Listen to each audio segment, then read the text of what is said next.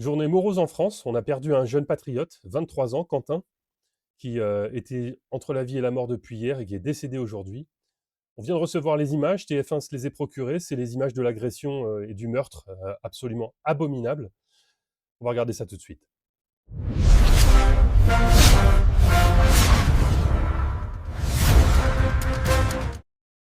Voilà, c'est Damien Rieu qui nous partage cette vidéo. Nous avons pu nous procurer cette vidéo qui montre l'agression. On y voit trois jeunes à terre. Ils se font rouer de coups par plusieurs individus. Oh là là, Deux réussissent à s'échapper. incroyable. Un dernier reste inanimé. Oh là là. Un riverain qui préfère rester anonyme témoigne de la scène. Nous avons pu... Voilà, on sait même pas comment réagir quand on voit ces images. Les gamins sont au sol, ils sont à terre et ils se font piétiner la tête. Ils leur mettent des coups de talon en pleine tête. Donc évidemment que, euh, à minima, il y a des séquelles et ben, on voit que ça conduit à la mort de Quentin. On va pu voir nous que ces gens procurer sont cette vidéo extrêmement qui courageux. montre l'agression. On y voit trois jeunes à terre. On voit les coups de pied alors qu'ils sont à terre. Ils se On font voit là des rouer coups de de talon coups par plusieurs individus. et on voit qu'il y en a un Deux qui il réussissent bouge à plus, s'échapper. il bouge plus. Un dernier Et là, le petit coup de pied ici, là, à cet endroit, le petit coup de pied de lâche en partant, reste inanimé. le gros coup de pied en pleine tête. Un riverain qui préfère rester anonyme. Voilà, pour moi, ça doit définitivement enterrer la France insoumise et l'ensemble des groupuscules antifascistes de France. La jeune garde doit être définitivement enterrée, terminée, on n'en parle plus de cette association. Ses membres doivent être poursuivis en justice et la France insoumise doit être dissoute. Il faut absolument que ces images circulent, véhiculez-les par tout moyen, que ce soit ma vidéo ou celle de quelqu'un d'autre, je m'en fous, c'est pas grave. Il faut absolument que ces images circulent et que ces gens-là cessent leurs agissements criminels. On va voir que c'est pas la seule chose qui s'est produite aujourd'hui et que ces gens-là n'en sont pas à leur coup d'essai. Donc on a Vincent Lapierre qui s'est rendu sur les lieux aujourd'hui pour faire un reportage. Il a fait son métier, qui est d'être journaliste et de recueillir les impressions des gens sur place, et de comprendre ce qui s'est passé. Et il nous dit, je viens de me faire charger par des antifas sur le lieu même où Quentin a été lynché à mort. Je réalisais simplement un reportage accompagné de ses amis proches. Ils ont lancé des mortiers sur nous. Leur intention était de nous blesser. TF1 était présent et a tout filmé. Donc on espère que TF1 diffusera ces images. Alors, dans toute l'Europe, ça réagit. On voit la réaction d'Autrichiens, de Néerlandais à ce sujet. On va pas se les passer parce que ça ne concerne pas cette vidéo obligatoirement.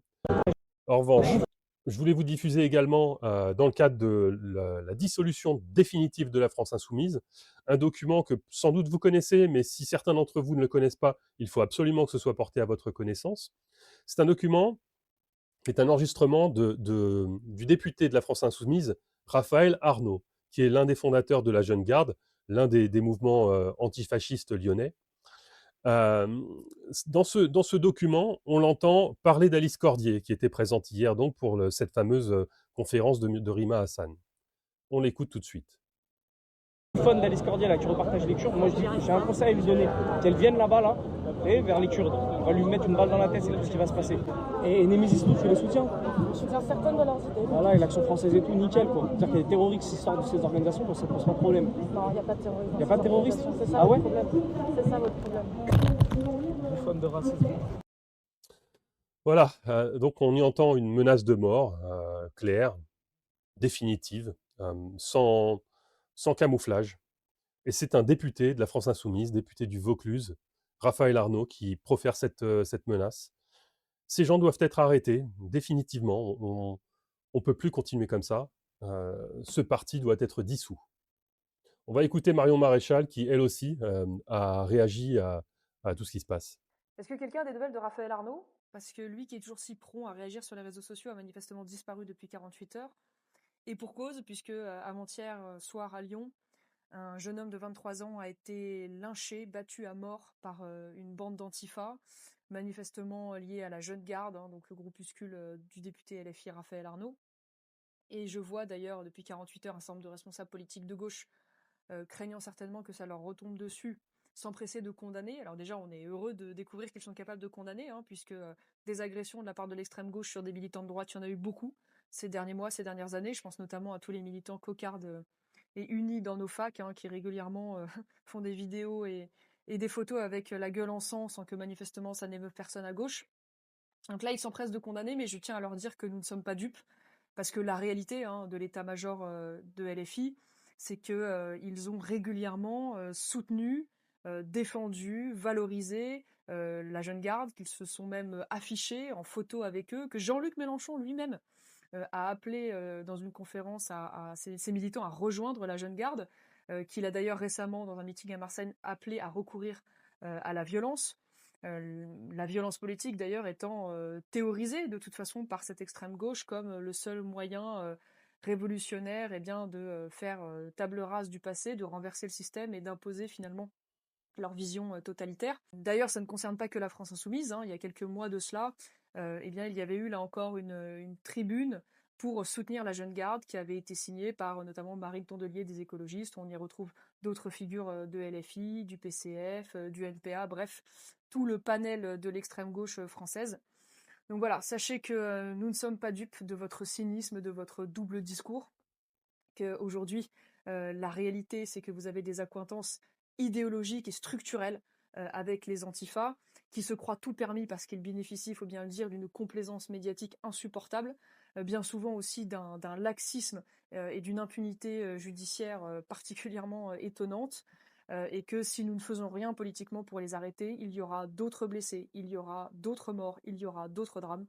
Et c'est pourquoi je défends aujourd'hui l'inscription de la Jeune Garde et de toute cette mouvance Antifa sur la liste des organisations terroristes pour définitivement les neutraliser et ainsi protéger à la fois la liberté d'expression et notre démocratie.